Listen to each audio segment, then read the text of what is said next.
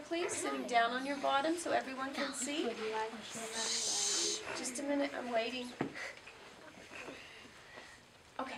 The book I chose to do a book report on is Lunch Money by Andrew Clements. The genre is children's realistic fiction. Here's the summary. Ever since Greg Kenton was a preschooler, he had natural talent for making money.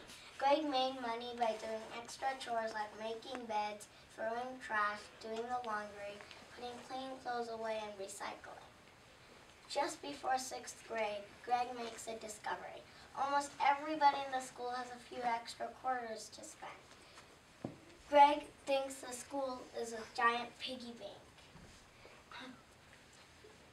This gives him the idea to sell toys. When he sells toys, the principal does not allow toys at school anymore.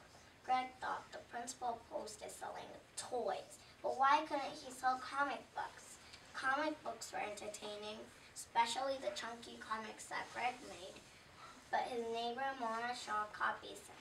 She makes books of her own. When the principal poses to selling, Greg and Mona have to team up. Now they approach the school committee to get approved. Can Greg and Mona get back into business? Here's a picture for the summary. So Greg is selling the chunky comics at school. Talk to your audience. So now, the conflict. Mona copies Greg, and Mrs. Davenport, the principal, does not allow any selling at school anymore. Solution. Greg and Mona work together instead of arguing, and they get approval from the school committee with the help of Mr. Z, the math teacher. So the author's message is, the author encourages young entrepreneurs, which it means business people. He also says teaming up helps. Supporting characters are Mr. Z, Mrs. Kenton, Mr. Kenton, Mr. Shaw, and Mrs. Shaw. The antagonist means the opposing person, that's the principal, Mrs. Davenport. And the protagonists are Greg and Mora. Protagonist means main character. Here's the pictures of the characters. Can you turn the board, pull the board this way so you can see your So that's Greg and that's Mora. Okay, and who's that? That's Mr. Z and that's the principal. So she's definitely the antagonist with the scowly mean face.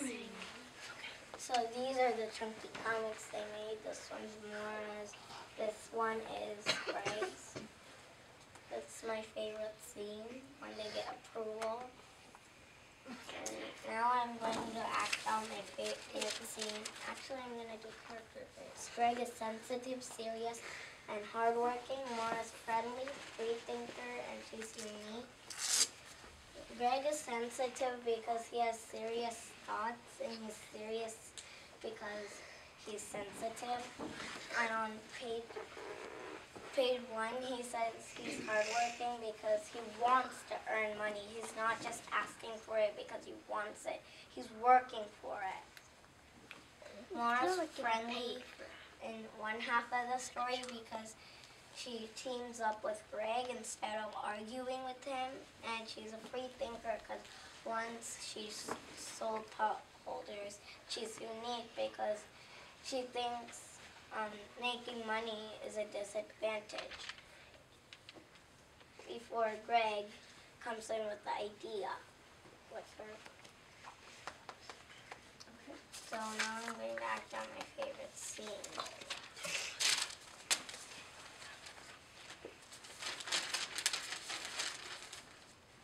Okay, there it is. So this is when Greg makes his speech in front of the school committee to get approval. Hi, I'm Greg Kenton from Ashford Intermediate School. I started making little comic books over this summer. This was the first one. And in September, I took some copies to school and sold them to my friends, one for $0.25.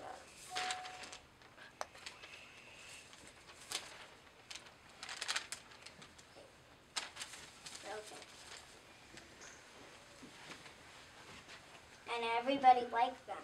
But I didn't know I had to have permission from the school committee to sell things at school until Mrs. Davenport, the principal, told me. So that's what I'm here to ask for. Maura Shaw, she lives across the street from me, and she made this comic. I helped her, and now we both want to make more. I call them chunky comics, and we think kids will like them because they're fun to read. Kids could even collect them. Every month at our school, some of the teachers give kids an ad like this, mostly in language arts or reading class. There are all kinds of books in here, and on the back there's an order form.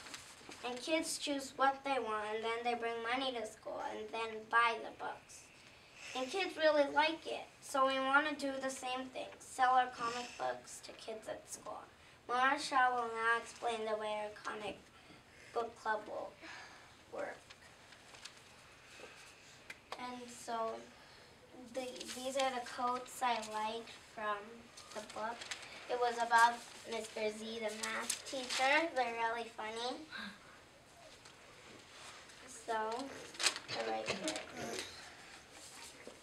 First one is a joke. What did the 90-degree angle say to the 91-degree angle? Don't be obtuse. What did the plus sign say to the minus sign? Don't be negative.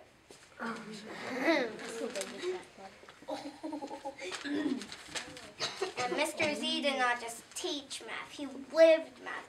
His wife was a geometry teacher in high school, so you could say he married math. He breathed it, ate, and dreamed math. He changed the oil in his white Toyota Camry every 5,500 miles. Then the odometer was at 110,000 miles. He and his wife shopped for a new white Toyota Camry. What did the triangle say to the circle? Your life is so pointless. Oh, you already told me that. Oh, your life is so pointless. Andrew Clements was born in Camden, New Jersey in 1949 and lived in Oakland and Cherry Hill until the middle of 6th grade. Then he moved to Springfield, Illinois. Clements wrote the 2.5 million copy award-winning book, Frindle. He also writes the Keeper of School series, other chapter books, and novels. And before I end it, I wanted to tell you that after Greg sold the chunky comics, he became like, he and Maura got $3 billion, $3 million. What? Billion? Like, after 1 month. So, and eBay bought the comics too, so he also got profit out of that. eBay. Oh, That's it. Okay. Questions and comments? Julia. I really like that you put the characters under the characters and that you read it all clearly and that I really understand. Nick? I like how you put the picture of the book, and I like how you read out the acts. Thanks. Clear feedback, please. Okay, 2 more. Danielle. I like how you drew the unicorn. Oh, thanks. Like the comic. Jamie? I like how you took everything that you knew and you just put it on the poster. Okay, awesome. Big clap for Vidya, please.